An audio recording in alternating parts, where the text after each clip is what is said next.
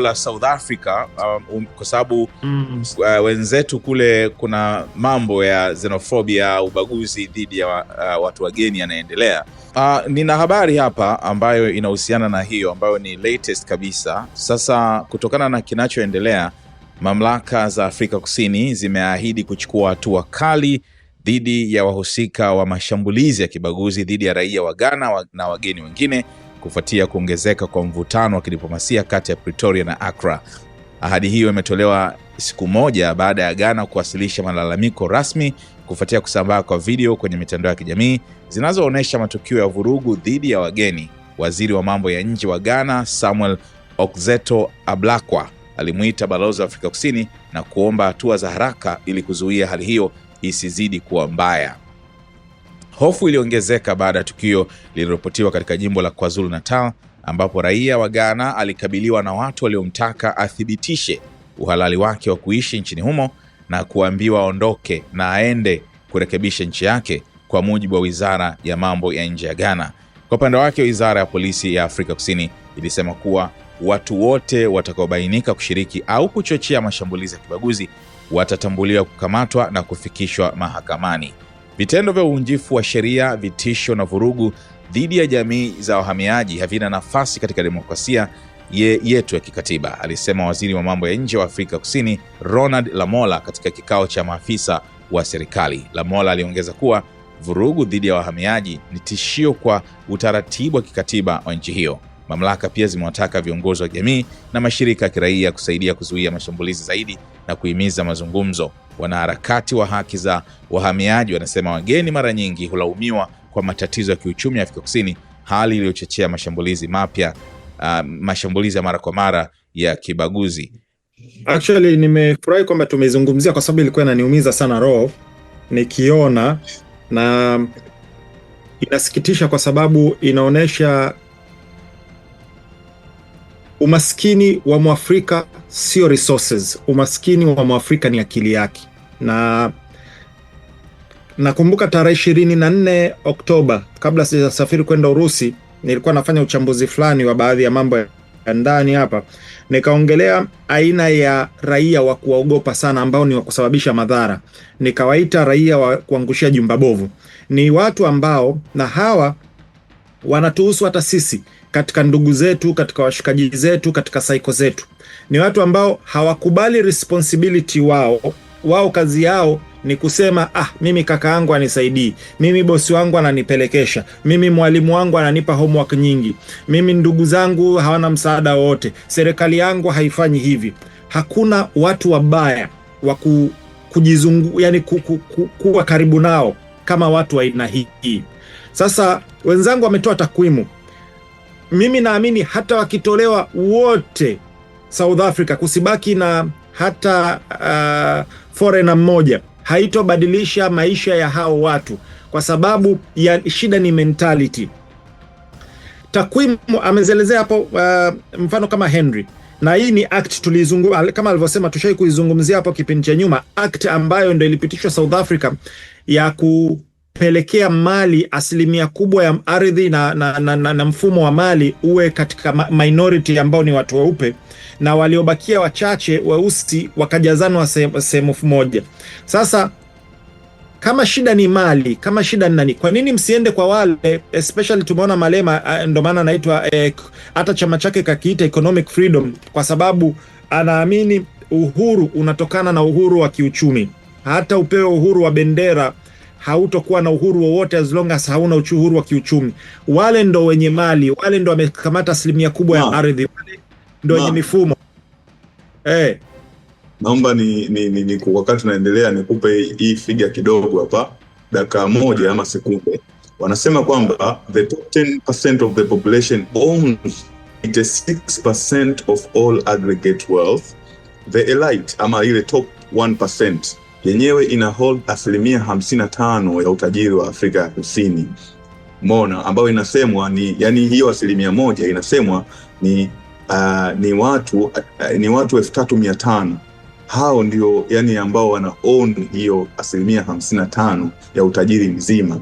Alafu wale wanasemwa negative wealth, yani ile the bottom 50% wenyewe hao wana negative net wealth. Yani maana yake ni kwamba their total liabilities exceed their assets. Yani liabilities zao zimezidi zile asset walizonazo. Kiuchumi kwenye commerce tunasemaga asset ni vitu kama ana mtu anapomiliki nyumba, ardhi, mona, vitu vile ambavyo haviameshiki. Kwa hiyo nitaka ndugu yangu nikupe hiyo ili uweze kwenda nayo.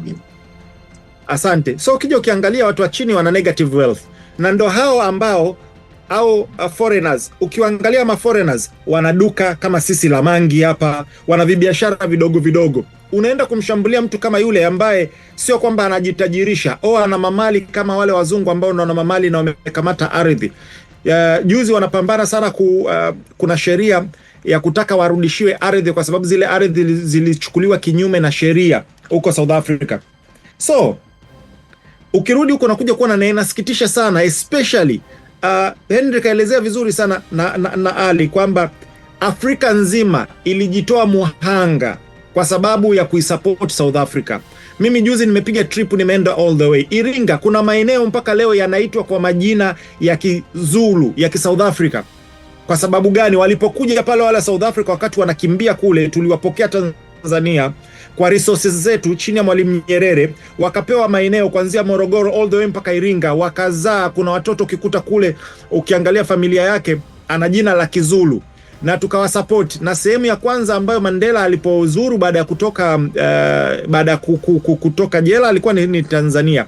Lakini sio Tanzania peke yake, ni Afrika nzima ambayo iliwaunga mkono na kuwapambania. Na kipindi hicho waliwapambania wakati wako kwenye hali ngumu zaidi. Moja kwa sababu mfumo ule wa apartheid wa South Africa ndio mfumo huo ambao wanaotumia Israeli kwa majirani wake. Kwa hiyo walikuwa kwenye hali ngumu sana. Leo hii nyinyi mnasahau hiyo, alafu mnaanza kushambulia watu na wale watu mimi nawaita cowards.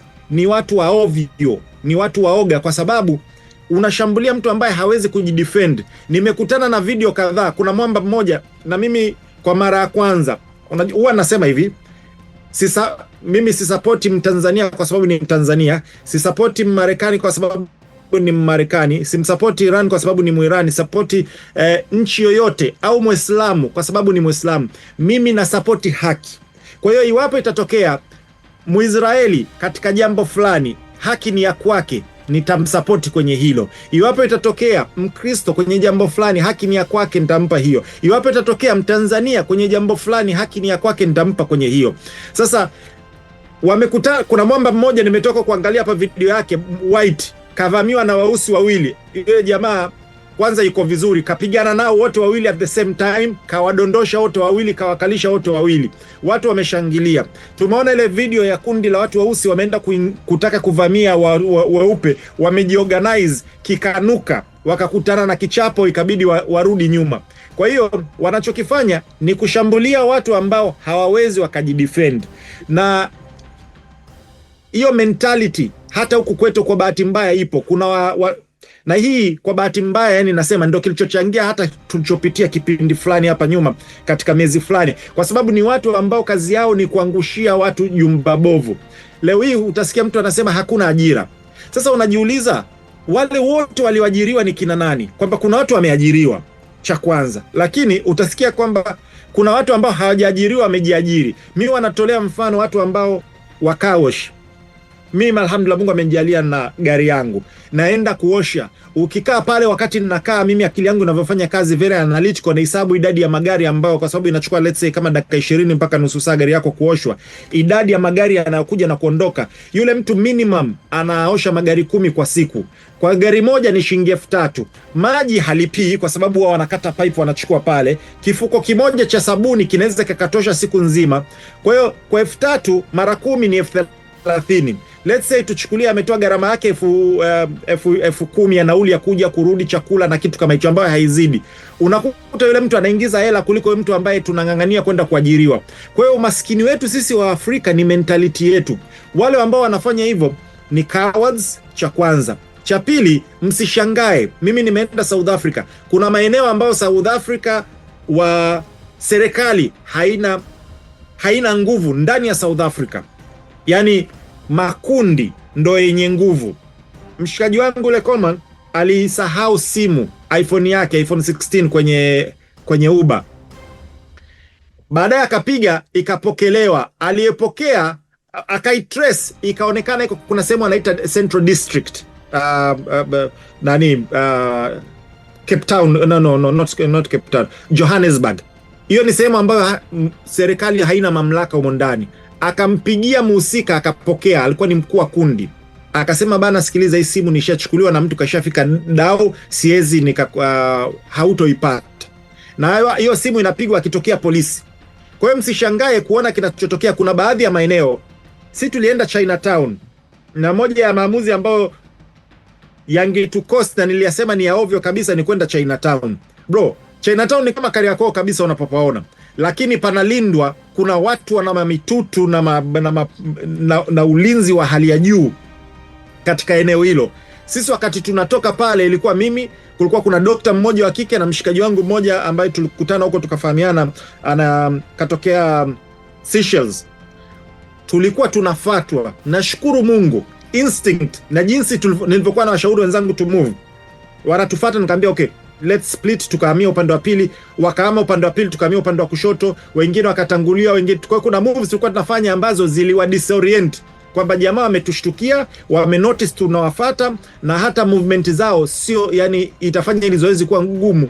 Tukapata nafasi, tukabuy time mpaka tukaingia kwenye duka fulani lina vyuma, then tukaagiza, tukanunua, ikabidi tununue kitu pale, then tukaagiza kitu, na hiyo duka linauza vitu vya watoto. Nikawa nahojiana, anasema hii sehemu ni hatari sana, wana mavyuma huku. Mara nyingi tunakuta kwenye maduka ya Sonara kwetu huko Bongo, Kariakoo, wapi wanavyojaza mavyuma. It was exactly the same thing. Kwa hiyo tukaagiza Uber, ndio ikaja mpaka mlangoni, tukaingia pale, tukachomoka zetu, tukaondoka. Lakini ilikuwa something very scary, kwa sababu kule mtu kukupiga, nadhani Lucky Dube mnajua jinsi alivyoondoka, na wengine kukupiga shaba kwa sababu ya simu na vitu vidogo. Kwa hiyo mwisho wa siku lazima tuelewe kwamba kuna maeneo ambayo serikali ya South Africa haina mamlaka katika eneo hilo. Ndio maana sometimes unakuta hai make sense kwa serikali kuruhusu watu kufanya hivyo. Na so far alichokifanya ni kutoa ahadi. Na kitakachotokea, ninachoamini mimi kutokana na experience yangu jinsi wanavyodini la gang, ni kwamba serikali itajaribu kuongea na wale viongozi wa gangs wa huko jinsi ya kuweza kutuliza. Ila mwisho wa siku sio wa South Africa wote, lazima tuelewe. Ni wachache ambao ni wajumba bovu, ni watu wa ovyo, na sio wako South Africa tu, wako kokote. Na ndo hata hao katika nchi yetu ambao walipita wanachoma miundombinu na sehemu zingine ambazo sio sahihi. Kwa hiyo ni aina ya watu ambao ni hatari sana, na wanachokifanya sio sahihi. Sasa leo hii wapo Afrika nzima itasema South Africa inasema sio, wanafanya sio sahihi. Sisi pia tunaomba South Africa ambao wako huku waondoke. Kwa sababu South Africa ndio ni tajiri, lakini Stalin ana usemi wake, anakuambia quantity has a quality of its own. Wingi una idadi yake. Hata wewe unajua kupigana kama Bruce Lee. Uwezi ukapigana na watu 200 au 300 wakati mmoja. Hata kama ni watoto wadogo watakuzidi tu. Quantity has a quality of its own. Kwa hiyo nimependa Ghana msimamo wake, lakini inasikitika kuona nchi zingine za Afrika hazijatoa hata matamko. Kuwe kuna political pressure ya aina fulani, na hata hiyo tamko ambao umetoka kulisoma hapo Sky, umesikia specifically wameimention Ghana, kwa sababu Ghana ndo iliyoweka political pressure ya kumuita balozi akaenda pale. Ndo maana kwenye kauli yako akasema Ghana na nchi zingine. Kwa hiyo natamani na nchi zingine ziwe zina na msimamo huo. Na kwa kuongezea, kwa kusikitika, hivi tunavyoongea, Trump eyes doubling refugee caps for white South African. Sisi wakati tunakanyagana huko wenyewe kwa wenyewe, tunachomana wenyewe kwa wenyewe, Trump kule anaangalia jinsi ya kuongeza mazingira bora ya refugees wanaotoka South Africa wanaoenda kule. Kwa hiyo utakuja kuona mwisho wa siku sisi tunapenda uzalendo, tunaipenda nchi yetu, tuna Pan African, lakini wa Afrika kwa ujumla bado tuna mentality ambayo sio sahihi. Na tusipoirekebisha hiyo, hata tukiachiwa, tuliona Uganda si walifukuza Wahindi. Je, iliwasaidia kiuchumi? Hapana.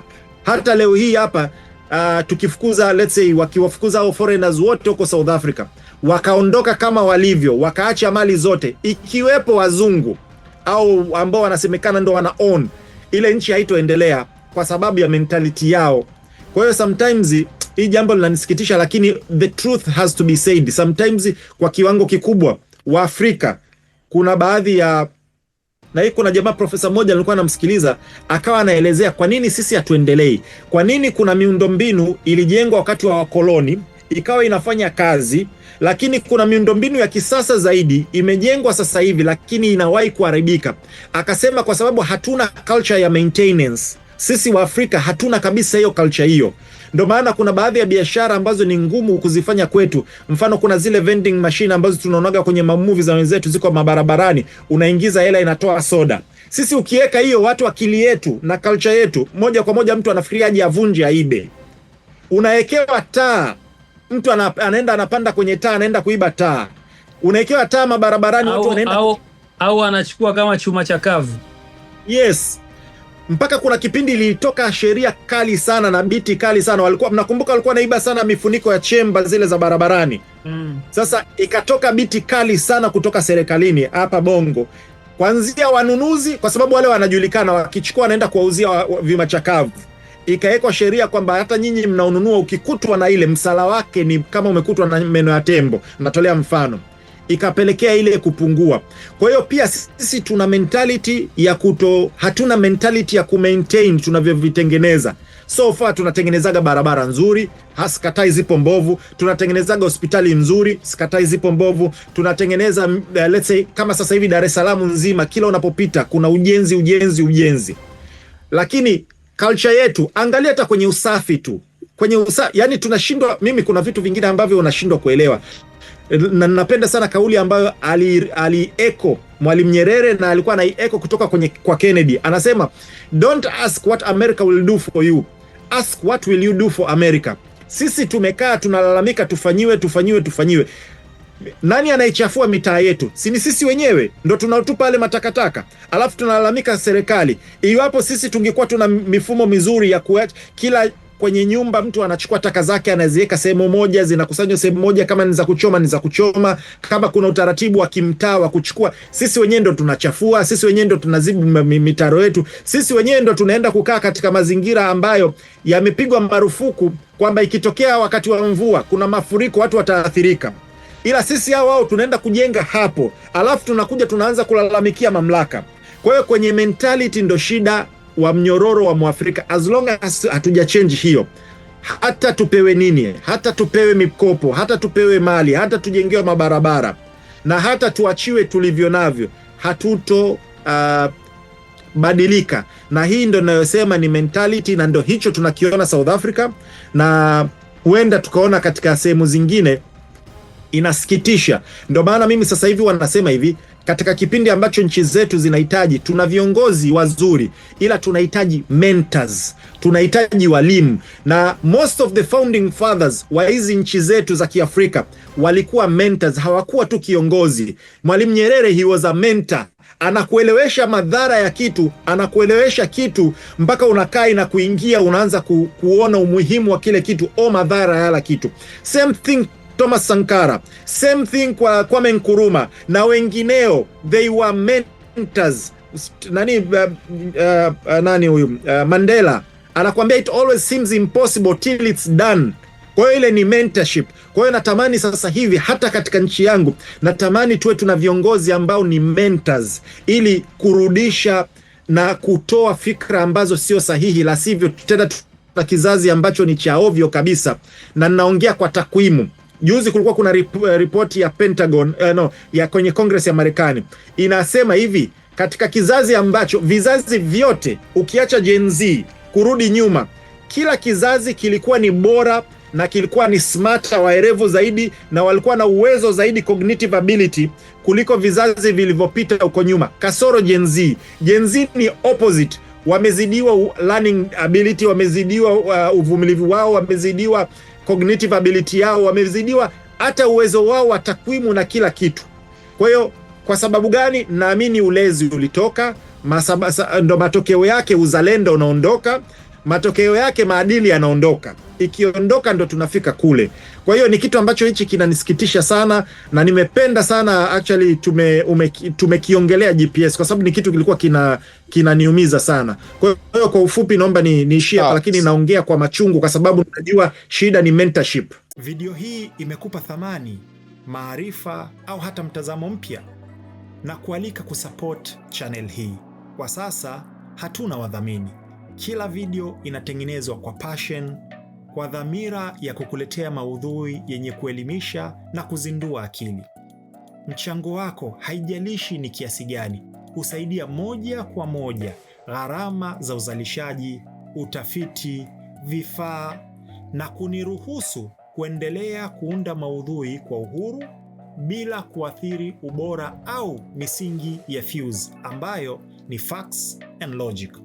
Pata video zote na update zote za DJ Sma. Jiunge na channel, scan hii QR code itakupeleka kwenye channel, au tuma ujumbe wa WhatsApp kwenda 0764124124. Andika niunge channel, utapokea link. Ila namba hii haipokei simu, sio ya WhatsApp, sio ya kawaida. Social media zote natumia DJ Sma 255. Asante kwa kutazama, asante kwa kuamini, asante kwa kuwa sehemu ya safari hii. Share na wengine wafaidike. Fuse, facts and logic. DJ Sma.